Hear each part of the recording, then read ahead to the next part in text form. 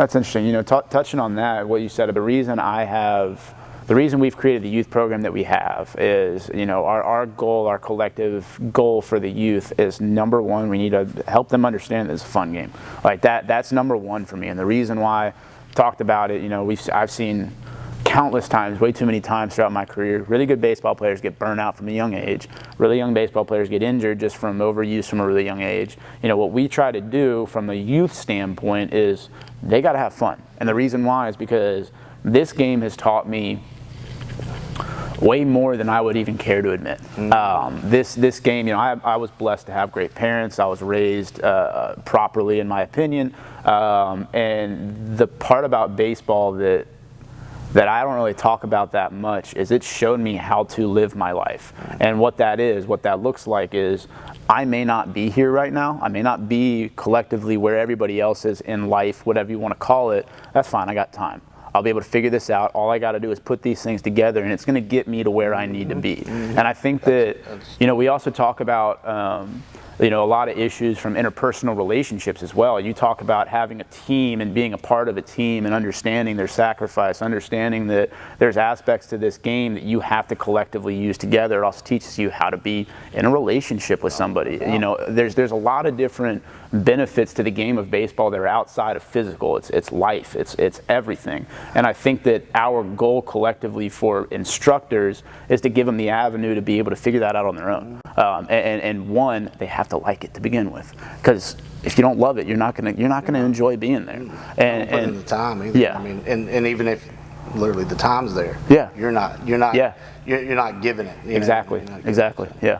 Yeah. That's a big part of us. You know, we want to try to create this love for the game. And that's a hard part. And I got a 4-year-old, you know, and starting t-ball and all that, and he's around it. You know? I can train him all day. You know, but for him to learn baseball and like baseball, he's got to want to stop that ball, go and run and try to tag the bag for that guy gets there. That's the first game to me, you know, or play and catch or whatever. There has to be games within the games, and I think that's where the fun comes in. You know? And I've seen some of the stuff you guys do with the youth, and you know, it don't have to be the tournament win. You know, and that's a scary part of what's being shown and advertised. Like, you know, I think parents feel that pressure. Like, oh, my kid needs to be on that team to for him to like it. You know, I've had conversations with parents. You know, they're saying, well, they don't really like it because the team's not that good. Okay, well, maybe they should make it good. So like let's figure that out. But you know, it's such a, you know, of course I love winning. That definitely makes it fun. But the little wins, you know, I think they have to understand at a young age. You know, and that's what I hope for my little one coming up, and as a parent, but as a coach, you know, that's helped me. You know, go in a different direction. When I first started this, man, I was coach of the year. You know, dude, I had the signs. And, you know, I was doing everything with slash button. You know, I was doing everything to win that game. And this is just honest. So I could take a picture with them. I was 28 years old. You know, and thought that's what I was supposed to do. But it you know, as I got into the business, I've definitely changed with that. You know, having a little one's definitely changed with that. Of like, what are we really doing here? You know, and sometimes that takes time. And that baseball also taught me that, just like you talked about. Sometimes that takes time. Like, what does a good coach mean? I told one of my coaches this the other day. He had a team last year that kind of was the third pick in a sense. You know, and they become really good throughout the year. The spring time came, they won. And they got better. Well, come tryout time, you know, started bringing in some big guns. And I told him, be careful on what being a good coach. Having a good team or making a team good. You know, what does it mean to you? You know, you know what I mean? You look at it on the college making an impact. Yeah, you can look at it on the college level, you know. You know, a coach can show up to a program that's good. Like, oh, we're good. I'm good. I'm a good coach. Or you can show up to a lower program and you make them better. Which one's a better coach? You know what I'm saying? And not saying they show up to a good program and it goes down. Say it stays the same. Yeah. You know, does that mean you're a good coach because you kept it the same? You know, you talk about good coaches, bring up the you know, Sabans, the Sweeneys, guys like that, and it's outside of success of the game. It's in success of life. Oh yeah. Because like you talk about a lot of the guys that those schools get, a lot of the players they get, they'll turn them around completely. Oh yeah. And that to me rings so much more true than success on the field. Well, I get attracted to that. I mean, you know, I know you're an Ole Miss guy, but you know, watching Southern Miss football go way down, and I love Will Hall, man. Yeah. What he stepped into was a nightmare. Yeah. And that sucker loves Took control of it. And it didn't matter. He'll take blame, but he loves it, and he has a passion of making them better. There's another guy, Seth Smith, Pearl River football. One of my best friends is offensive coordinator there, and I watched him last night. They beat Mississippi Gulf Coast first time. It was the 100th match or whatever, and you know, the end game speech, they put it on Facebook, and the first thing he said, "I'm gonna cry. I know I'm gonna cry, but y'all fight." You know, he gave his speech, but he's so passionate because he walked into a disaster. They won 2 games the year before. You know? Passion bleeds, though. And to me, I'm attracted to those coaches. And I think that rolls in to dad coaches. Yeah. You know, like, you know, did I sign up to coach so my son will play shortstop? Yeah. Or did I sign up because I enjoy a group of kids getting better? My dad was a little league coach. Yeah. And till this day, we can run into some of the players that play with me that never played high school baseball. Yeah. They just played little league. Yeah. And they're still, "Hey, coach, what's up?" But he loved them. Yeah. You know, some of them he had to pick up and take to, you know, practice and stuff. The parents couldn't do it. You know, he loved them. He probably coached the team because of me. You know, but again, I was the smallest kid on the field. Yeah. I hit 8th or 9th. Yeah. So I knew then that it wasn't about me. He does not coach baseball. That's not what he does. You know, he owns a business, but he also coached a kid that got drafted. Yeah. And it's the same thing. Yeah. He loves him for that. And I'm just talking for on a dad perspective because there's so many dad coaches out there. We've got 19 youth teams, and you know, all of them except 3 are dad coaches. Yeah. So that's a major part, and that's what we try to do is help those dad coaches go in that route. Yeah. You know, like, you know, we have those conversations, and they're uncomfortable sometimes. Like, look, dude, you know, your kid, he's good, but other little Johnny needs to play over there too. Yeah. He needs development too, and I've been blessed with awesome dads that understand, and they join the program because of that. You know, and it's kind of like. And that's what's cool about this kind of stuff is we're getting out there that we are about that. You guys are about, like, hey, we care about these kids coming in having fun and learning how to have fun, because there's pressure on that coach too. Yeah. Because they hear it in the ear like, oh, well, that 10U team's better than, so we're going to go over there if y'all don't do this or whatever. You know? And is that what it really is about? Is your kid getting better because our coaches, you know, are... So without stepping on toes, because I know that's something that we really try not to do. Like we really do, contrary to popular belief.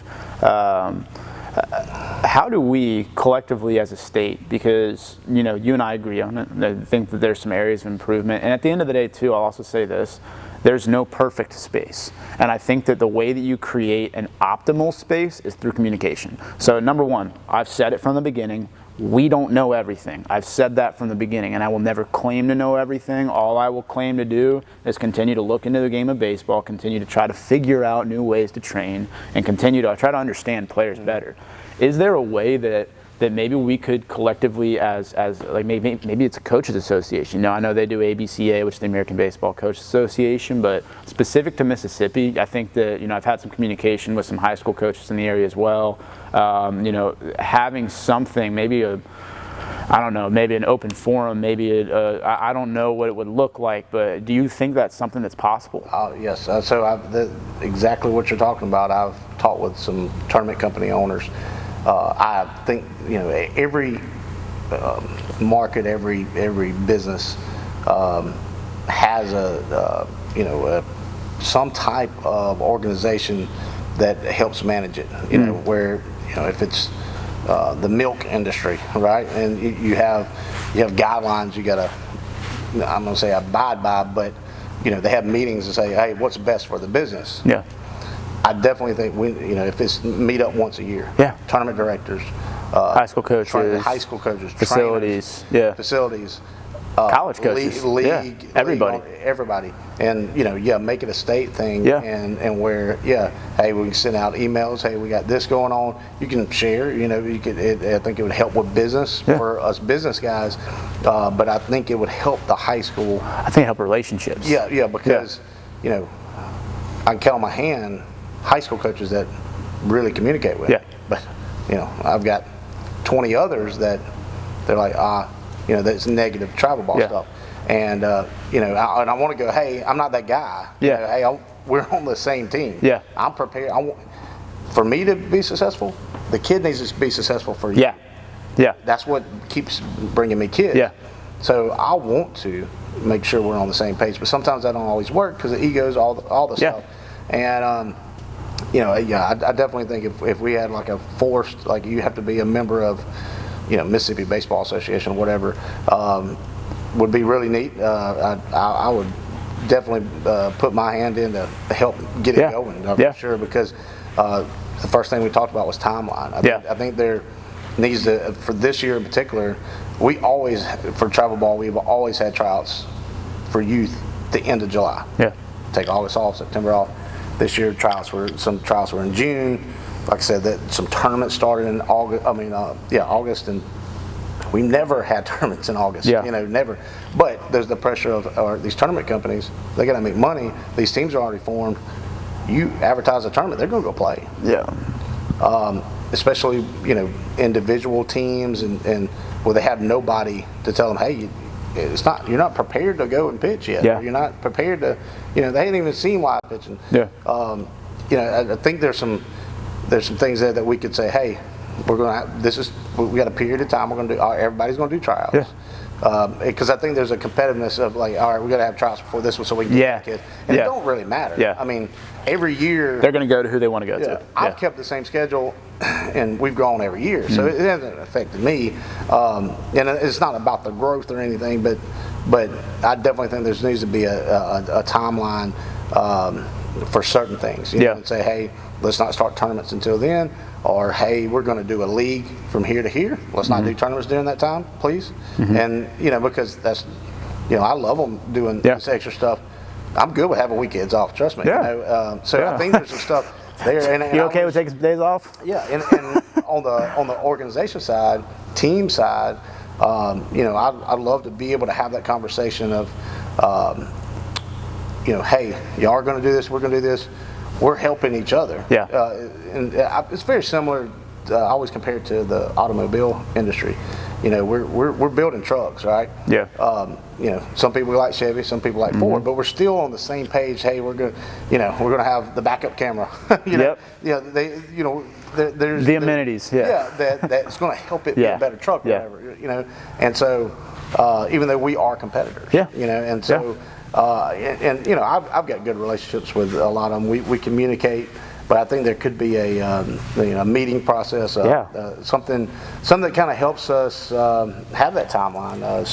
It's a great point, and I definitely think it needs to go in action and let's figure it out. That way, there's not the lack of communication with kids. And I touched on college coaches specifically. I think the other benefit there is hearing what they see high-level athletes from the state of Mississippi coming to their schools. What are they doing right? What are they doing wrong? Because I think that some of that also comes from not asking questions. And I think that like there's no blame to place on anybody. It's there's nobody doing anything necessarily wrong or anything like that. I think it comes from lack of communication. And I'm the blame here. I think that I could have done a better job reaching out to high schools in the area, trying to create those relationships. I think that obviously we've had a lot going on trying to move and everything.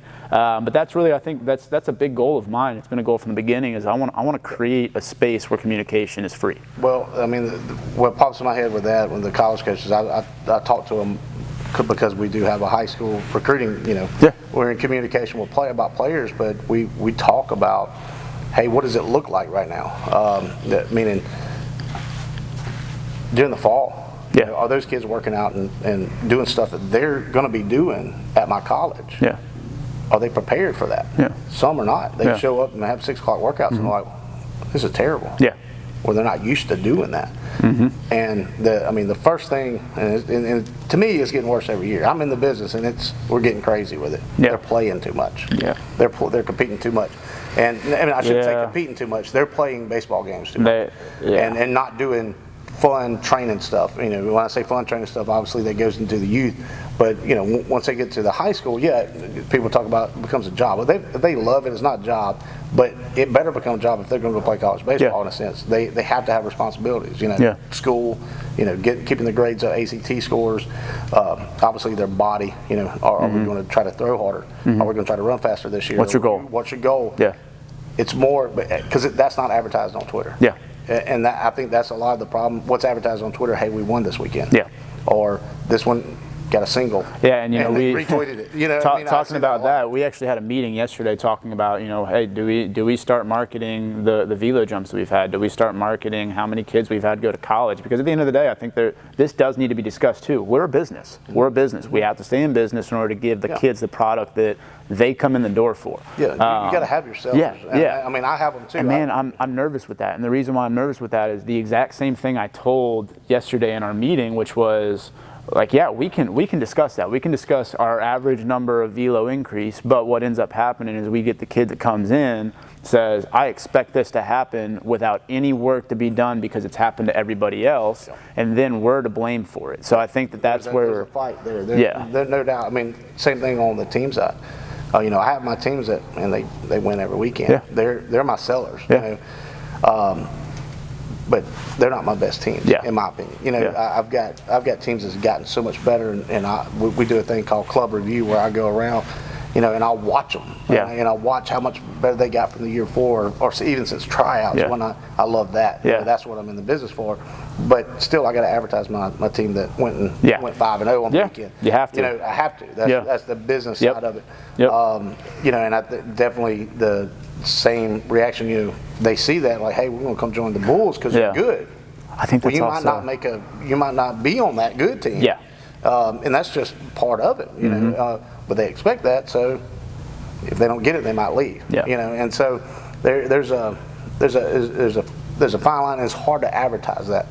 Besides this, we're talking about it, or you could talk about it with the customer, and some get it, some love it, some appreciate it, and some like, no, I'd rather just win. Yeah. I'd rather just I'd rather my velo go up. Yeah. I want to sign up for that. I want to take the 5 mile an hour package. Yeah. Yep. You know what I mean? Yeah, I think that goes, and we'll kind of finish on this, but that goes into the communication. Yeah.